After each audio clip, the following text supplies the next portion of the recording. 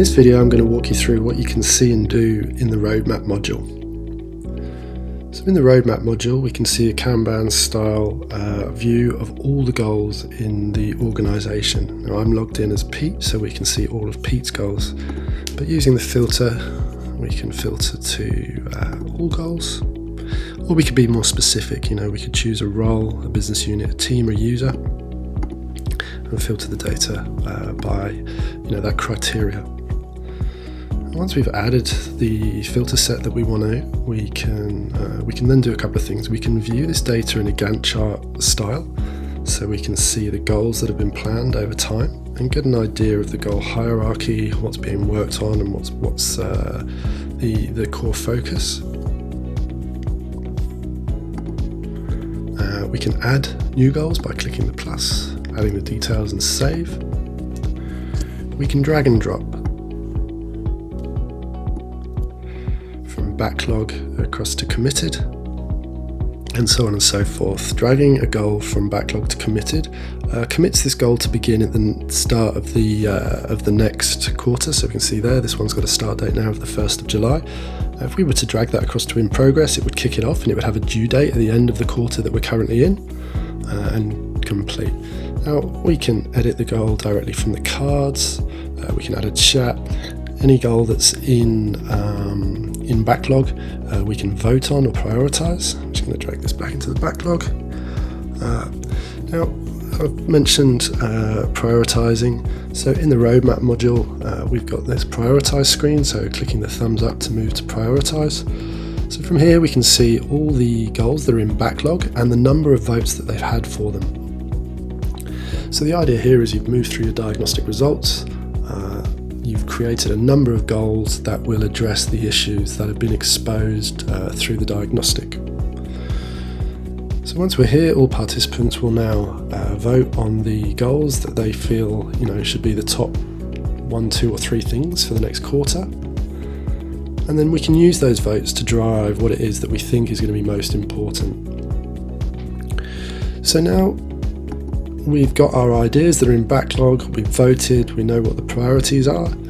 So at this point it's looking like 32 votes for develop customer feedback to increase sales personas and lift conversions by 5%, which is great. However, what we're looking at here and we're starting to notice is there's a number of goals that all relate to sales and improving the sales process. So what we're going to do is identify probably what the goal should be. In this case, I'm just going to use develop clear sales personas to focus sales campaigns. So I actually think that's the goal. So I'm going to move that up into goal planning, and we've created a goal.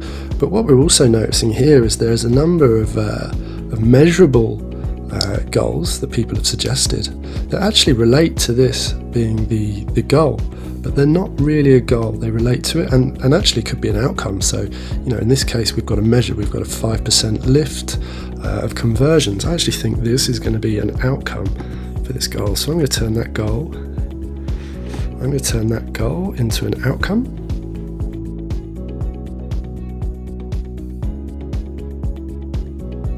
So we can see I've added this as an outcome now, and I also feel that this is another outcome. I'm going to add that in there.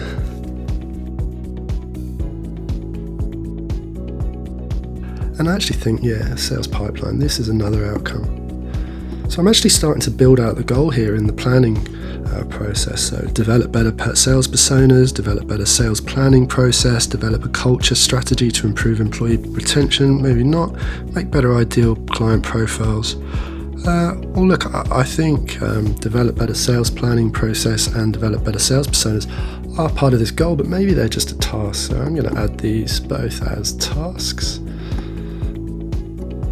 And so now we've developed this goal in the goal planning feature, and I can click on this goal's title to open the goal detail and get the one-page plan on this goal.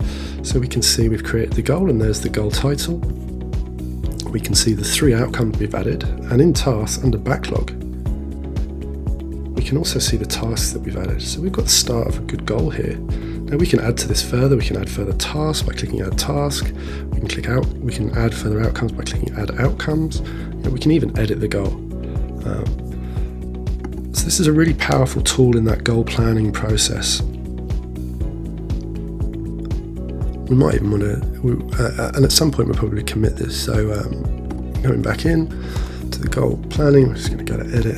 We're actually going to update this status to committed. We're going to put it for next quarter, and I think that's good for now. So we're just going to save that.